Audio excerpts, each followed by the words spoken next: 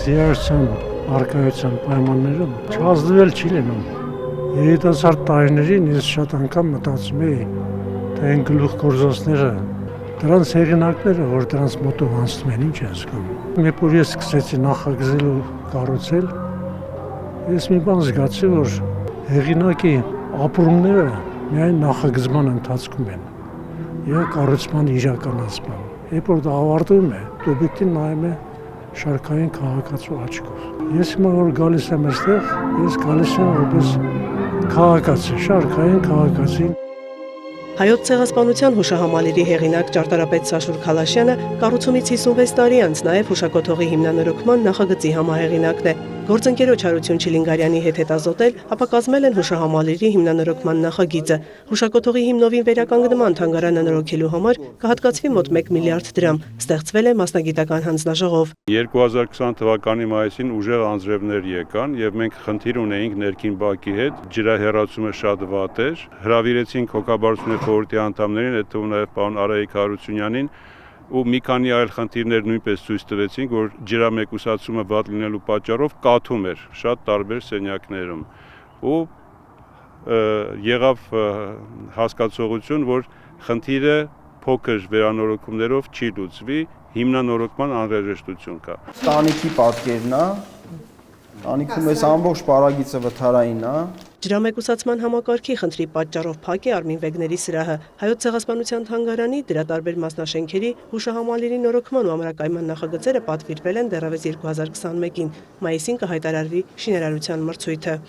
Հավերժության տաճարը, հուշապատը, հուշագին թանգարանը։ Հիմնանորոգման նախագծում ներառված է ամբողջ հուշահամալիրը։ Մասնագետների դիտարկմամբ ջրի ներթափանցման հետևանքով վնասվածքներ կան հավերժության կրակին խոնարհված 12 մույթերի բազալտեսալիկների վրա։ Հուշակոթողի կառուցումից ավելի քան 5 տասնամյակ անց չի աշխատում դրենաժային համակարգը։ Հուշասյունը նորոգվել է տարիներ առաջ։ Հավանաբար հուլիսից կսկսեն թանգարանի եւ վարչական շենքի տանիքի ջրամեկուսացման աշխատանքները, որոնք կտևեն 1 տարի։ Իսկ 2024-ի հուլիսից էլ կսկսեն հուշակոթողի նորոգման աշխատանքները, որոնք կրկին 1 տարի կտևեն։ Կստեղծվի մինչև 4 մետր խորությամբ դրենաժային համակարգ, որը հնարավորություն կտա հուշակոթողը ազատել գրունտային ջրերից։ Նախատեսում ենք լրիվ հանել այդ հին դրենաժային համակարգը, նոր համակարգ իրականացնել, որ չորանա վերջապես այդ պիլոնների տակը լրիվ ջրի մեջ ճպճպում է, էլի, որտեվ գրունտները լավ հագեցած են ջրով։ Ինչքան էլ փայլեցնենք ներսում այդ քարերը, ինչքան էլ հղկենք, մեկ այդ աղը շատ արագ նորից ներծծվելու է այդ երեսապատվածքի մեջ։ Դրա համար հիմա հիմնովին պետքա լրիվ դրենաժային համակարգը վերականգնվի, կարգավորվի, ներսում պետք է էլի այդ աղակալված մակերեսները հղկափայլեցվի, իսկ պիլոնների կողաճակատին կան նաև լրիվ քայքայված ջարդված քարեր, դրանք պետքա փոխարինվեն նորերով։ Պատմության եւ մշակույթի հուշարձանների պահպանության վարչության պետը ընդգծեց, այս տարվա համար հատկացվել է ավելի քան 260 միլիոն դրամ։ Անհրաժեշտության դեպքում կավելացվի գումարը։ Կիրականացվեն նաև տարածքի կանաչապատման աշխատանքներ, կկառուցվի ոռոգման նոր համակարգ։ Արդեն ընդլայնվել է հիշողության պուրակը։ Հեղինակային հսկողության պայմանագիրը կնքվելու են Սաշուր Քալաշյանի կամ պարոն Չիլինգարյանի հետ, ովքեր որ հենց հեղինակն են վերականգնման նախագծի, որպեսզի իրենք հենց վերահսկողություն իրականացնեն նախագծից որևէ շեղում թույլ չտալու համար, եւ նաև որակի տեխնիկական հսկողության պայմանագիր, բնականաբար նաև նախարարությունը կվերահսկի։ Դրանք պիտի իրականացվեն հստակ նախագծին համապատասխան, որը իրականացրել են ճարտարապետության ամենաբարձր դաս ունեցող մեր ճարտարապետները եւ հենց կառուցման համահեղինակները նախագծի։ Հայոց ցեղասպանության հուշահամալիրը կառուցումից հետո ամբողջությամբ կնորոգվի առաջին անգամ։ Կյանքը կերկարացնի շատ երկար տասնամյակներով